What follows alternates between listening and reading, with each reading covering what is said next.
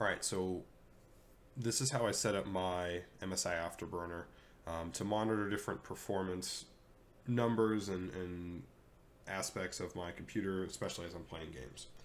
So to start, this is MSI Afterburner here, and this is the hardware monitor window. If I close this here, you can see this is typically how it starts with them docked together. The skin I'm using, so if I go to settings here, go across the top here, the user interface skin I'm using is default MSI Afterburner V3 skin Big Edition. There's lots of other skins. Personally, I just like the really clean and simple look of this one here. So to start, these are the different performance numbers that I like to watch, and this is how I have it set up. So I have two columns here, GPU and CPU, and MSI Afterburner monitors both GPU specific numbers, temperature, core clock, memory usage, that kind of things, but also other things with your CPU and RAM usage and frame rate and that kind of stuff. So to start, I've got the GPU column. I have GPU temp, GPU usage, core clock, memory clock, power in watts, and power as a percentage. Now, power in watts is going to display just the amount of watts your video card is using. Power percentage is going to display that as a percentage. Now, if you have a video card that is a, let's say, 250 watt video card like I have here, I have my power limit here set to 120%. That means I'm allowing my video card to use 20% additional watts over the 250 limit, meaning my video card can pull up to 300 watts. So if this power percent, if I'm playing a game and this is at 100%, that means I should be using 250 watts or 249 or right around there. Watts, again, is tracked here, percentage is here. On my CPU column, I've got CPU temp, CPU usage, CPU clock, RAM usage, that's for the entire computer, CPU power displayed in watts, and frame rate of whatever game or program I've opened. And the reason I have them set up like this is I have them, you can see, lined up together. So GPU temp is together, usage is together, clock speeds are together.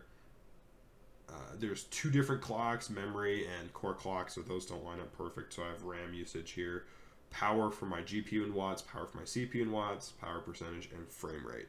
So I'll demonstrate what that looks like when it's working by running FurMark here, a GPU stress test. And we'll just do a real quick one here. So we'll go stress. Yes. And now you can see, so this is a really good example of this.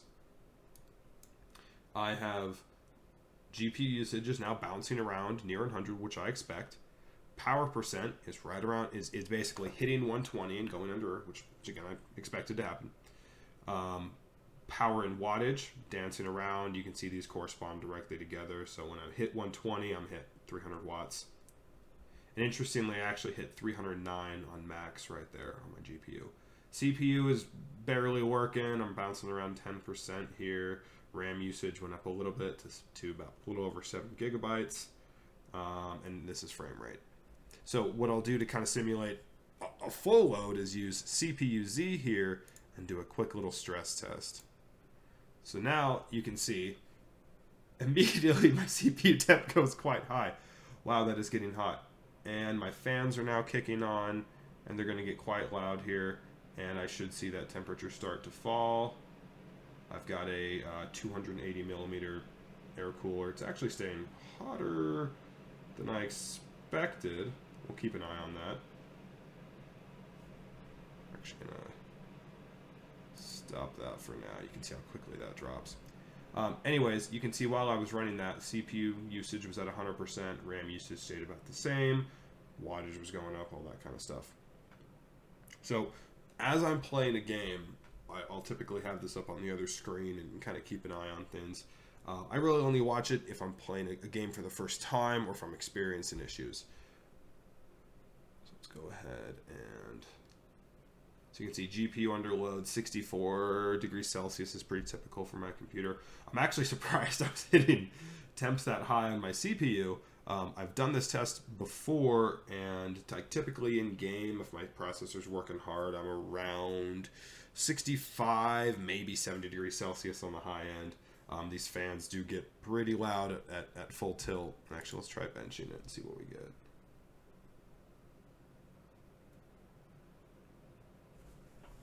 Got my hand over the top of the radiator right now, and it is indeed ramping up.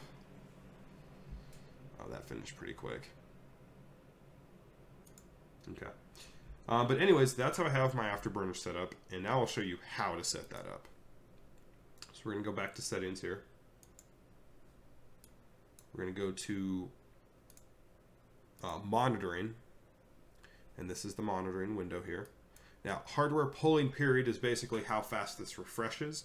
Default's going to be 1,000, which is 1 second. I like it at half a second. Total preference there. Now, basically when you open this program, these are not going to be lined up as you see here. Basically, they're going to be all over the place, and you can turn them on to display by hitting this checkbox, and you can drag them to specific order.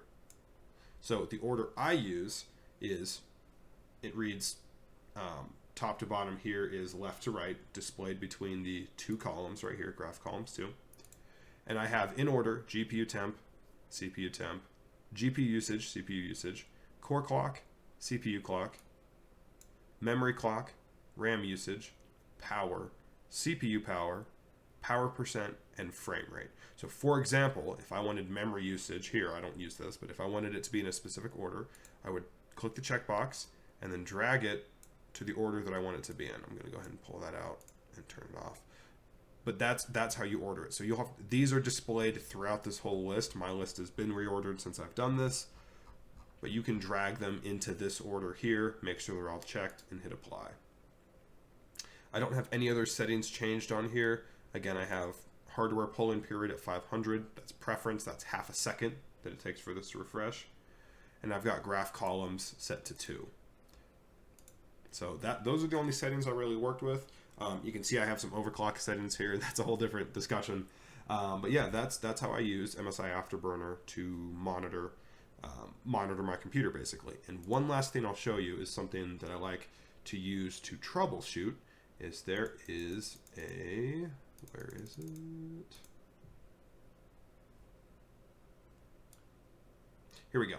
So under monitoring, where we set up the graph, if you scroll to the bottom, there is a record setting basically. And what that does is it creates a file that can be opened by MSI Afterburner that displays these charts. So if you're having a performance, so typically what I like to do is if I have a friend who's like, hey, my game is running really poorly, can we take a look at it? What I'll have them do is set this up like we see here, turn on this log history to file, and choose where I want to save that file. For simplicity, I'd probably just save it here on the desktop. Open. And then you don't need to adjust this file, this setting here. To get to 10 megabytes would be a massive file. And then you're gonna want to set the recording keys. So you can use like F10, F11, that kind of stuff, depending on what keys you do and don't use. So what that's going to let me do, you can see now it's recording, is I can basically go F10, it's starting, F10, it stopped, and then I can double click on this file here, and now I have monitoring history, and I can click here and view all of that information I recorded.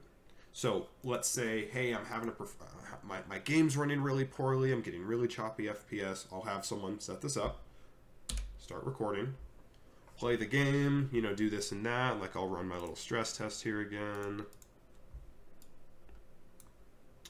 And let's see, we'll stress it again, see how hot this gets. Immediately 90. I need to take a look at my CPU fan curves. That should be kicking on much sooner. Okay. This drop here to about 10 to 15% is because it's then benchmarking the single thread. So it's going off of all cores and then one core. Anyways. So now I can hit F11, stop that recording, close this out. And now this file here, you can see I have a view I have a recorded view of what was happening with the computer. So what I'll do then, and you can see here when I highlight over a specific chart, it shows across each chart what the corresponding number was. So let's say, I'm looking at FPS down here, and this was a really basic test, so it was solid. But let's say there's an FPS dip, and it goes from 60 FPS you're getting down to 40 FPS. Well, what I would do is run my mouse over where it says frame rate here, and I'm going to look at some other numbers to see. When the FPS dropped, was my processor working really hard? Was my processor getting too hot? Was my RAM usage too high? As in, if I have 8 gigabytes of RAM, let's say, and I'm getting FPS drops when I'm using 100% of my memory, well, maybe I'll look into upgrading my RAM then. Was my GPU using all the power I expect it to?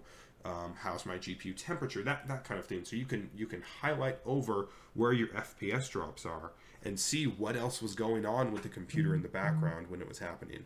Now, this isn't always going to tell you, hey, spot on, this is my issue, let's fix it, great, but it gives you a good idea of what's going on. So, here's a scenario. Let's say you're getting these FPS drops and you don't know what's going on, and you pull up Afterburner and you notice, oh, hey, my GPU temperature is getting really hot around the time my FPS is dropping. And maybe what's happening is your GPU is basically clocking itself down to try to reduce that heat. So maybe it's a heat issue, and then you can look into maybe cleaning out your video card fans if they're dusty, or cleaning out dust from your PC in general, or other solutions like that. So Afterburner can be a really powerful tool for editing, or for monitoring and looking at things on your computer. Again, from what I'm seeing here, I might go look at my CPU fan curves because I saw my CPU was getting very hot when I was running that stress test. So yeah, that's how I use MSI Afterburner. It's a really helpful tool. And actually the last thing I'll show you here is typically when I'm using it, you can minimize that window and keep your monitor chart up. But you'll notice the chart is always in front of any active program. So Steam is my window up front now, as in it would go over these programs. But if you notice, it's behind Afterburner. So one little tip, occasionally if I have, let's say this is in the middle and I open up a new program, like let's say, okay, let's open up CPU-Z, and I'm like, where's CPU-Z? Sometimes the programs will hide behind and you'll need to move that out of the way. So it's a little tip for you there. So yeah, that's MSI Afterburner. If you have any questions, feel free to ask.